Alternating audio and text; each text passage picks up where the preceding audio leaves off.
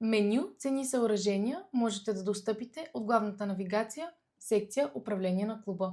Чрез това меню можете да прегледате вече добавените цени и да добавите нови за съответните съоръжения. Процесът е максимално облекчен и в същото време достатъчно гъвкав, за да можете бързо да добавите цени. Трябва да изберете период от дата до дата и да изберете отпадащото меню съоръжение, за което искате да добавите цените. Забележка. Не можете да добавяте цени едновременно на няколко съоръжения. Можете да изберете определени дни и часове от седмицата, за които да важат цените, и след запис да добавите цени и за останалите дни, които първоначално не сте избрали. Забележка.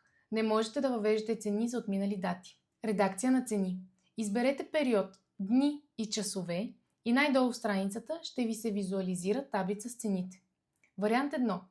Ако вече имате въведени цени по зададените критерии, под таблицата ще видите чекбокс с текст "Желая да изтрия всички цени по горните критерии за търсене". Трябва да го изберете и да натиснете бутона "Изтрий цените". След като бъдат изтрити цените, на мястото на бутона "Изтрий цените" ще видите бутон "Добави цени".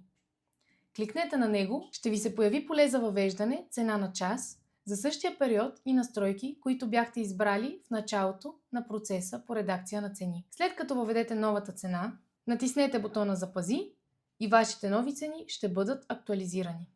Вариант 2. Ако все още нямате въведени цени за периода, просто кликнете бутон "Добави цени" и ще ви се появи поле за въвеждане цена на час. След като въведете новата цена, натиснете бутона "Запази" и вашите нови цени ще бъдат актуализирани.